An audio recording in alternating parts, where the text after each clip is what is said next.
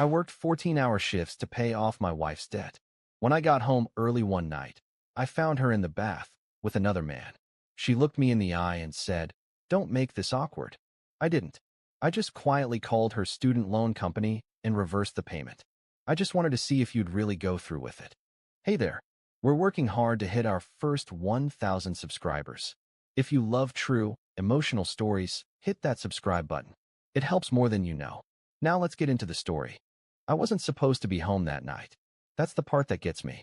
If my boss hadn't had food poisoning, if the site manager hadn't told us to pack up early, if traffic hadn't been light for once in my life, I never would have found out. The front door was unlocked. That was the first red flag. We don't leave it open. Not even during the day. There was music playing. Soft, jazzy, kind of romantic. The kind my wife only ever listens to when she's trying to set a mood. At first, I thought maybe she was surprising me. It had been a rough few months. I'd been working 14-hour days, picking up shifts wherever I could. Construction, warehouse nights, even some dumb part-time gig packing boxes on weekends. I was tired, my back was constantly aching, and I barely had time to eat anything that wasn't from a gas station. But she had student loans.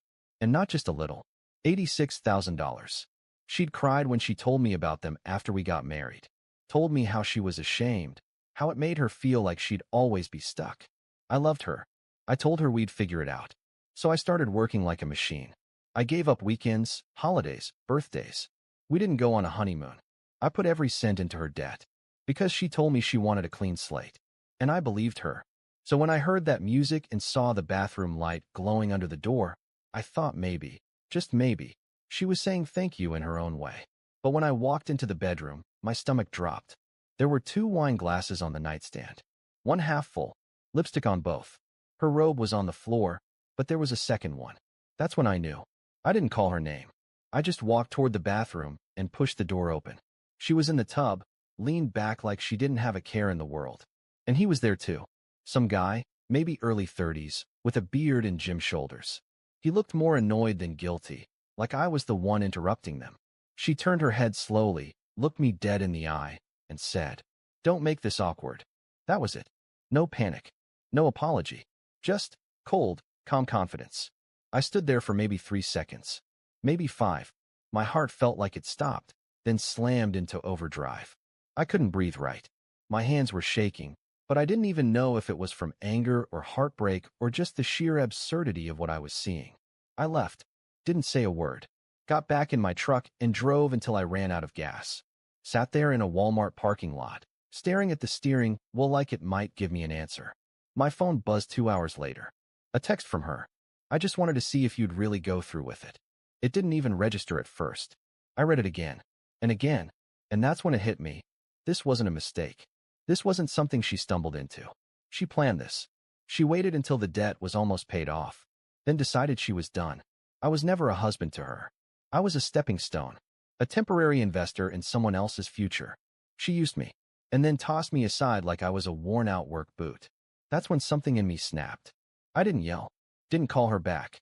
Instead, I opened my banking app, checked the payment history. There was one more lump sum transfer scheduled. The final $6,200 to clear it all. It was set to go through in 4 days. And suddenly, I had a choice. I could let her win, or I could remind her that I wasn't just some dumb mule pulling the cart. She thought she was smart, but she'd forgotten who was paying the bills. And I was about to make sure she remembered. I didn't go home that night. After that text, I just wanted to see if you'd really go through with it. Something shifted in me. It was like waking up in a body you don't recognize. Same skin, same name, same memories, but everything suddenly felt foreign. I ended up sleeping in my truck, parked outside the same gas station I used to stop at before my 5 a.m. shifts. It was cold, and I used a flannel shirt as a blanket. I wasn't even tired, just stunned. All I could think about was the look on her face. Like she wasn't even embarrassed. Like it was a joke I didn't get. Let me tell you what really hurts. It wasn't the cheating. It was the calculation. The idea that this woman, the same one who cried in my arms over her student loans, who held my face and said she didn't know what she'd do without me, was really just waiting to get what she needed. And once she got it, she was ready to move on. Clean slate. Debt gone. New life. Well, almost. Because that final payment, it was still pending. Next morning, I got up, Found a quiet corner of a library where I could use their Wi-Fi and called the student loan company. Told them I had a concern about a large transfer. Said I was worried someone had accessed my account fraudulently. They froze the payment immediately. Opened an investigation. The woman on the phone was polite, professional. She said they'd need to verify the details and that I'd receive a notice in 2 to 3 business days. I thanked her, hung up. Then I took a deep breath, leaned back in the chair, and let the silence settle. She probably thought I'd come crawling back, apologizing for overreacting. She probably thought I'd finish paying off her debt anyway, because that's who I'd always been. The fixer, the guy who took care of problems. But not this time. Not anymore. Later that night, I got a string of texts from her. The tone had changed. Her, hey, are you coming home? Her, can we talk? Her, I think we need to be adults about this. Adults. She used that word like it was some shield. Like her soaking in a tub with another man while I paid off her debt was just life stuff. No big deal. No betrayal. Just two adults making decisions. Then came the real gem. Her, you're being immature. It's not like I don't appreciate what you've done. Appreciate? Like I was a donor she'd write a thank you note to? I didn't respond. Instead, I made a list. Cancel joint credit card. Remove her as an authorized user on my account. Call the landlord, apartments in my name. Change direct deposit to personal account only. Remove her name from my health insurance. It was a slow kind of fury. Quiet. Cold. No yelling. No fighting. Just cutting cords one by one. She didn't even know yet that the payment was reversed.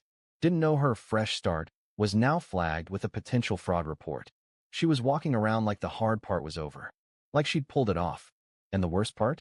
I think she believed she deserved it. That she was owed that money. That future. That I was just the guy who should have picked up the pieces. Well, she's about to find out what happens when the mule stops pulling. 3 days later, she got the email. I was on the couch, sipping coffee from the mug she got me last Christmas. It said hardest worker in the room. The irony wasn't lost on me. She walked in from the bedroom like nothing happened. Hair wet from the shower, robe tied like we were still some happy couple. She didn't even acknowledge the silence. Just sat down across from me at the table with her phone, chewing on a piece of toast like she hadn't just set fire to our marriage in a bubble bath. Then her phone buzzed. I watched it all in real time. Her eyes scanning the screen, the corners of her mouth twitching, then freezing. She blinked. Once, twice, and then, boom. What is this? She asked, holding her phone up like I'd handed her a grenade. She already knew, but she wanted to hear me say it. I leaned back, calm as anything, and said, it's an investigation notice. Apparently, someone tried to make a $6,200 payment without proper documentation. Suspicious activity, they said. She stood up so fast the chair screeched. You froze my loan payment? It wasn't your payment, I said. It was mine. You wanted a fresh start. Guess you'll have to work for it this time. She looked like she didn't know whether to cry or scream. And for a second, she didn't say anything. Then, her face shifted, like she'd hit reset and decided to try a different strategy. She sat back down, lowered her voice. Soft, sweet, manipulative. Look, I know I hurt you, but this? You're messing with my future. There it was. Her truth. It wasn't our future. It was hers. I asked her one question. Simple. When did you start planning this? She didn't answer. Didn't need to. I'd already seen the messages. Yeah, I forgot to mention that, didn't I? Turns out she wasn't careful with her passwords. Her Instagram DMs were wide open. There was a thread with one of her friends. They'd been laughing about milking me dry, saying things like, he's too proud to give up. He'll pay it all. Just be patient. They called me the mule. Said I was dependable, predictable. Said that once the loan was cleared, she'd ease me out slowly. Her exact words. Like I was a fading stain on her life plan. She didn't know I'd read them. Not yet. So when she asked, can't we just move forward from this? I smiled. Sure, I said. You move forward, and I'll move out. She went pale. Not because she loved me, because she realized what that meant financially. Everything, the apartment, the joint savings, the furniture, the car insurance, it was all under my name. She started pacing. Tried guilt. Tears. Blame. This is cruel. You're being vindictive. You're punishing me for something that didn't even mean anything. But that was the problem. It didn't mean anything. Not to her. I didn't yell. Didn't gloat. I just stood up, finished my coffee, and walked out. Spent the night at my buddy's place. And while she was scrambling, trying to figure out what was left in the accounts, I was at the bank, closing everything joint, moving everything solo.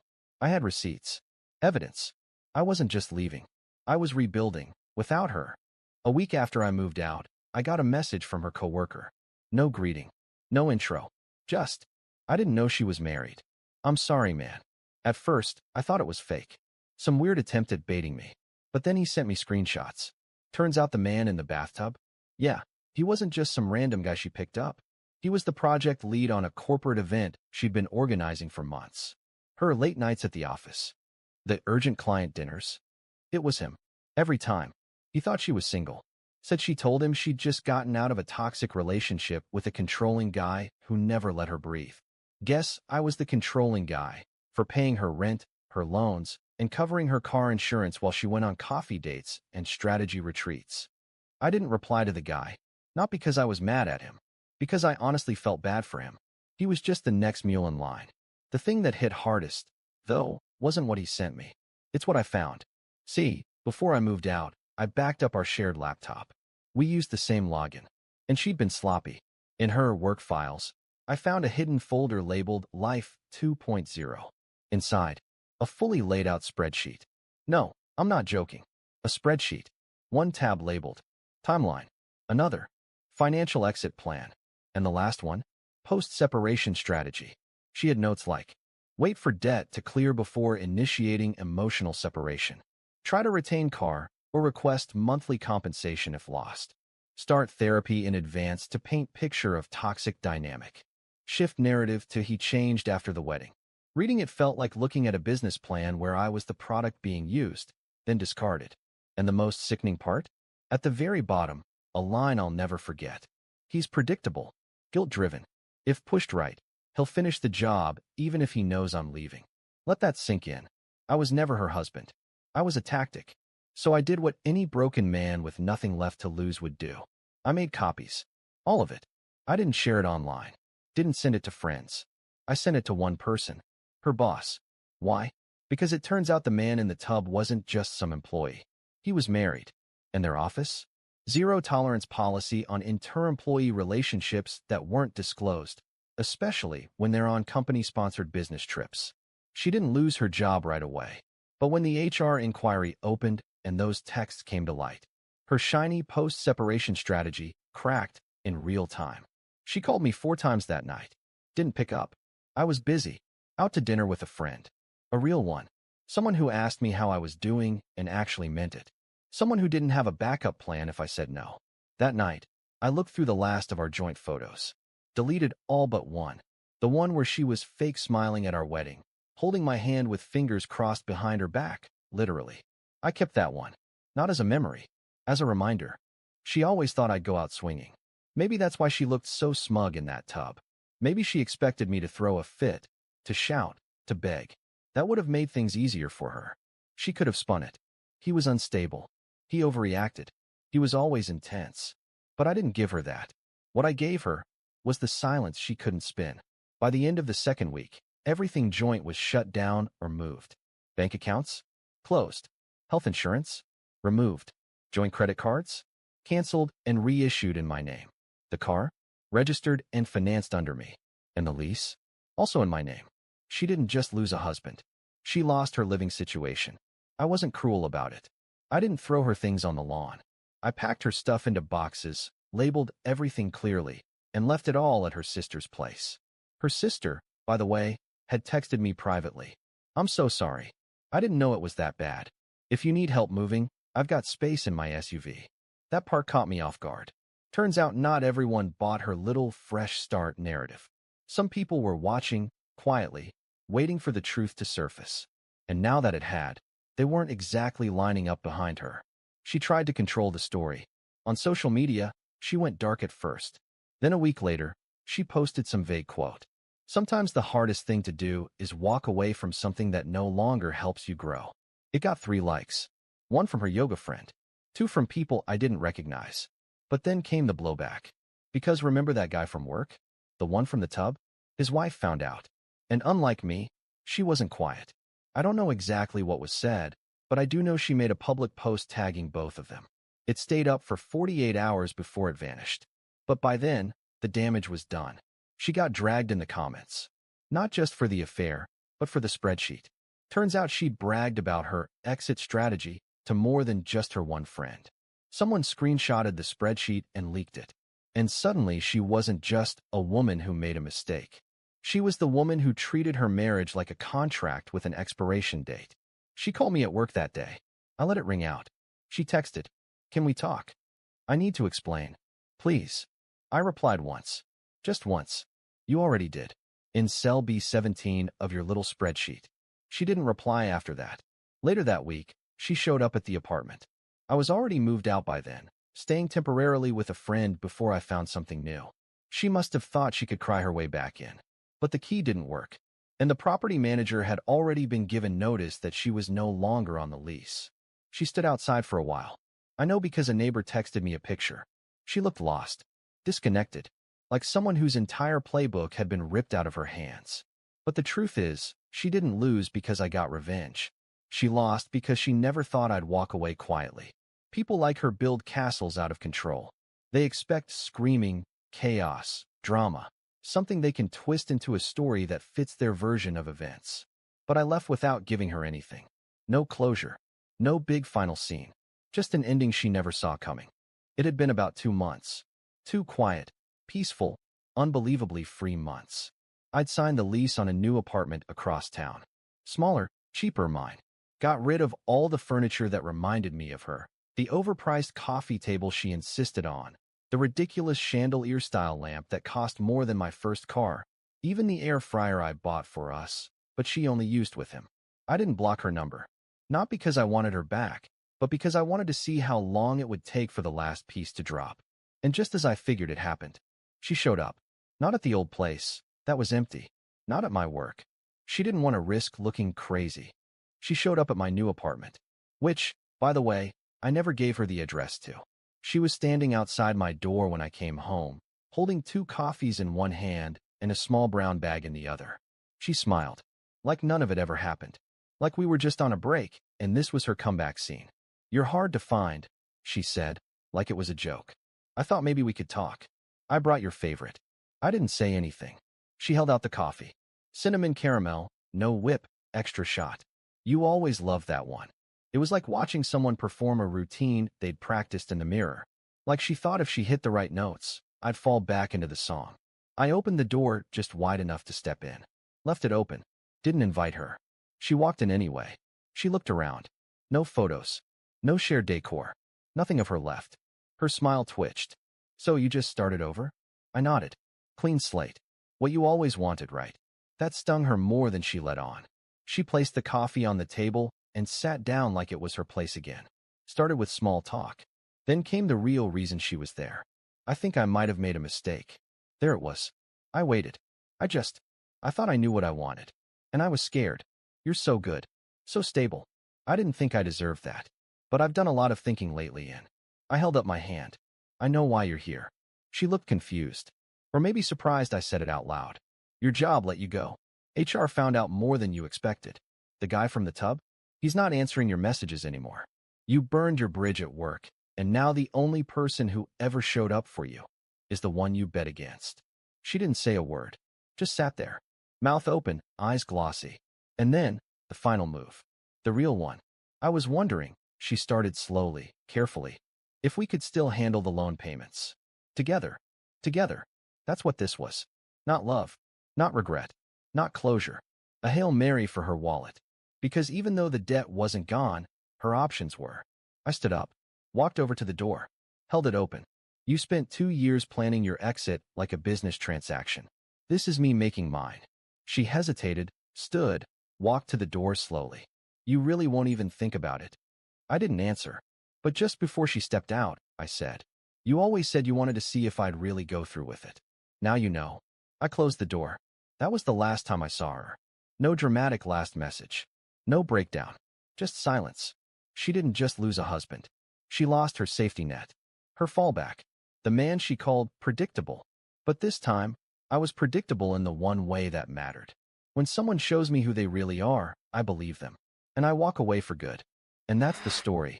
If you're still here, that means you're one of us. So go ahead, hit that subscribe button. I drop new chaos every single day. And trust me, tomorrow's story, it's even worse than this one.